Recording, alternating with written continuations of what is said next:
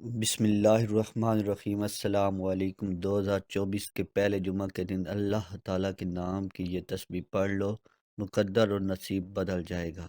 5 لاکھ مانگو گے، اللہ پاک 10 لاکھ دیں گے۔ آپ لوگوں میں اتنے مقبول ہو جاؤ گے کہ ہر کوئی آپ کا ادب کرے گا۔ آپ خود بھی حیران رہ جاؤ گے۔ محترم ناظرین اور سامعین، جمعہ کی نماز کے بعد اللہ پاک کا صرف ایک نام پڑھ لو، پھر دیکھو گے کہ سارا دن ہی آپ کو غیب سے پیسے ملتے رہیں گے، اور دن بھر پوری مخلوق آپ کے ساتھ ادب سے پیش آئے گی انشاءاللہ۔ مگر میرے اس وظیفے پر یقین صرف وہی لوگ کریں گے جو کہ خود ہی اس کو پڑھ لیں گے اور اس وظیفے کو کریں گے۔ انشاءاللہ آپ کو بے پناہ مال و دولت ملے گا، اور آپ کے تمام مسئلے دیکھتے ہی دیکھتے حل ہو جائیں گے، کیونکہ اللہ پاک کی ذات بہت نوازنے والی ہے۔ اللہ پاک کی ذات بہت رحیم ہے، وہی رحمان ہے۔ دنیا میں بھی ہم پر رحمت کرتی ہے، اور انشاءاللہ آخرت میں بھی ہم پر رحمت ہی کرے گی۔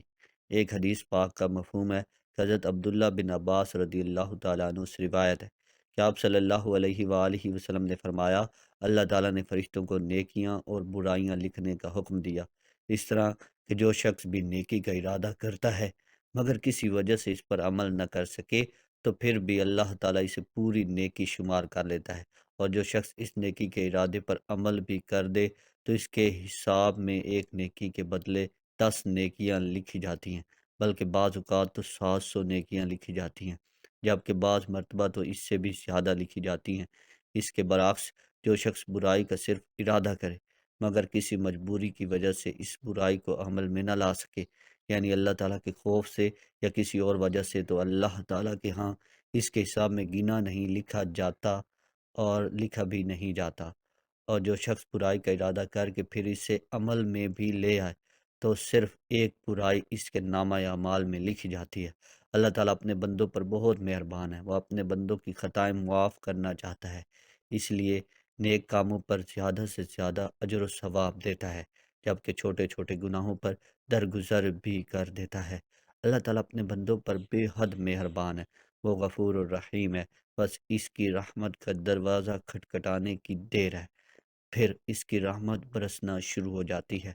آپ اس عمل کو کر لیں، انشاءاللہ اللہ پاک آپ کے اوپر بھی خصوصی رحمت و شفقت کریں گے، اور آپ کو بھی بے پناہ دولت سے نوازیں گے۔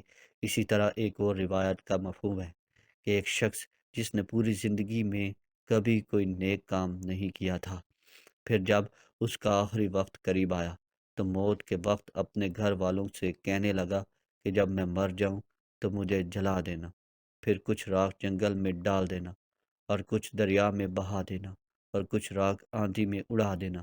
خدا کی قسم، اگر اللہ نے مجھ پر قابو پا لیا تو مجھے ایسا عذاب دے گا جیسا دنیا میں پہلے کسی کو نہ دیا ہوگا۔ جب وہ بندہ مر گیا تو اس کے بیٹوں نے اپنے باپ کی وصیت کے مطابق عمل کیا۔ جب وہ یہ کام کر چکے تو اللہ تعالیٰ نے دریا کو حکم دیا کہ اس کی راکھ اکٹھی کرو، پھر جنگل کو حکم دیا، اور اسی طرح ہوا کو بھی حکم دیا۔ پلک جھپکتے ہی اس کی تمام راکھ جمع ہو گئی۔ پھر اللہ تعالیٰ نے اسے زندہ کر کے اس سے پوچھا کہ تو نے ایسا کیوں کیا؟ اس نے عرض کیا، پروردگار، یہ سب میں نے تیرے خوف سے کیا، اور تو یہ بات خوب جانتا ہے۔ اس پر اللہ تعالیٰ کی رحمت جوش میں آئی، اور اللہ نے اسے بخش دیا۔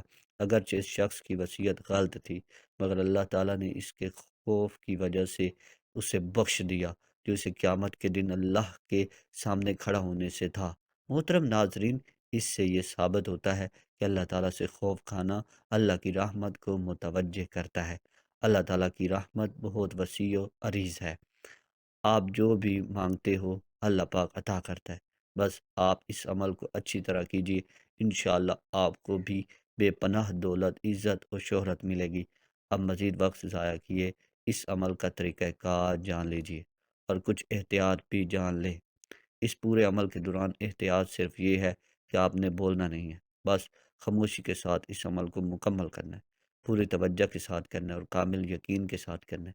کوئی مرد، عورت، بچہ یا پھر بوڑھا، غرض کوئی بھی اس عمل کو کر سکتا ہے، اس میں کوئی پابندی نہیں ہے۔ اس کے علاوہ اگر آپ پہلے کوئی تسبیح کرتے ہیں یا کرتے تھے، یا کوئی تسبیح کرتے ہیں، کوئی وظیفہ کرتے ہیں، اس کے فوراً بعد بھی اس عمل کو کیا جا سکتا ہے، اس میں بھی کوئی پابندی نہیں ہے۔ وہم میں نہیں پڑنا کہ ایک وظیفے کے بعد دوسرا وظیفہ کرنے سے شاید کوئی نقصان تو نہیں ہوتا، کچھ بھی نہیں ہوتا، بلکہ آپ کو فائدہ ہی فائدہ ہے، کامیابیاں ہی کامیابیاں ہیں۔ اس کے بعد آپ وظیفہ شروع کریں گے، سب سے پہلے پڑھیں گے اعوذ باللہ من الشیطان الرجیم، بسم اللہ الرحمن الرحیم۔ آپ نے یہ 11 بار پڑھنے ہیں، نماز پڑھ کر وہیں بیٹھے ہیں یا لیٹے ہیں، جیسے بھی آپ کر رہے ہیں، بس آپ نے صرف 11 بار پڑھنا ہے۔ اعوذ باللہ من الشیطان الرجیم بسم اللہ الرحمن الرحیم، یہ دونوں ایک ہی بار شمار ہوگا۔ پھر آپ درود پاک پڑھیں گے، یہ درود پاک بھی آپ نے صرف 11 بار ہی پڑھنا ہے۔ آپ نے نبی پاک صلی اللہ علیہ وآلہ وسلم کی ذات اقدس پر درود ابراہیمی پڑھنا ہے۔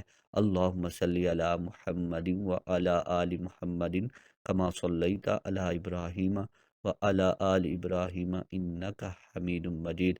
اللہم بارک علی محمد وعلی آل محمد کما بارکت علی ابراہیم وعلی آل ابراہیم انک حمید مجید۔ اگر میرے کسی بہن بھائی کو یہ درود ابراہیمی نہیں آتا تو وہ کوئی سا بھی درود شریف پڑھ سکتا ہے، یا صرف اتنا بھی کہہ سکتا ہے صلی اللہ علیہ وعلی آلہ وسلم۔ پھر آپ نے پڑھنا ہے بسم اللہ الرحمن الرحیم پڑھنا ہے، اس کے بعد اللہ کا یہ نام پڑھنا ہے الرحمن جل جلالہ، الرحمن جل جلالہ۔ اللہ کا یہ نام آپ نے 298 بار پڑھنا ہے، یعنی آپ نے 3 تسبیحات الرحمن جل جلالہ کی پڑھنی ہے۔ آپ کو اچھی طرح سمجھا رہا ہوں تاکہ آپ کے ذہن میں کوئی وہم یا شک نہ رہے۔ انشاءاللہ اس عمل کی برکت سے اللہ پاک آپ کے اوپر خصوصی رحمت اور شفقت والا معاملہ کریں گے، آپ کو بے پناہ دولت سے نوازیں گے۔ انشاءاللہ جو بھی آپ کے مسائل ہوں گے دولت کے، وہ دیکھتے ہی دیکھتے حل ہو جائیں گے۔ بھلے آپ دن بھر پریشان رہتے ہیں، اور جو بھی آپ کی مشکلات ہیں انشاءاللہ اللہ پاک کے حکم سے وہ جلد ہی دور ہو جائیں گی۔ اس کے بعد آپ نے دعا بھی خوب دل لگا کر مانگنی ہے۔ دعا کا طریقہ یہ ہے کہ آپ نے دعا میں یہ کہنا ہے کہ اے اللہ مجھے اپنے غیبی خزانوں سے رزق عطا کر، اے اللہ مجھے غیبی خزانوں سے دولت عطا کر۔ آپ نے اس طرح اچھی طرح دعا مانگنی ہے، انشاءاللہ اللہ پاک آپ کے اوپر رحمتیں اور برکتیں نازل کریں گے، اور اللہ پاک آپ کو دولت سے نوازیں گے۔ اللہ تعالی ہم سب کی تمام پریشانیاں مشکلیں ختم فرمائے، اور ہمیں 5 وقت نماز باجماعت ادا کرنے کی توفیق عطا فرمائے، اور ہمارا خاتمہ ایمان پر فرمائے، اور ہمارے اس وظیفے میں کی گئی کمی بیشی کو بھی دور فرمائے۔ اللہ ہم سب کا حامی و ناصر ہو۔ آخر میں آپ سے گزارش ہے کہ ہمارے چینل علم الدین کو ضرور سبسکرائب کریں، اور اپنی رائے کا اظہار کمنٹ باکس میں اللہ تعالیٰ کے 99 ناموں میں سے ایک نام لکھ کر ضرور کریں۔ والسلام۔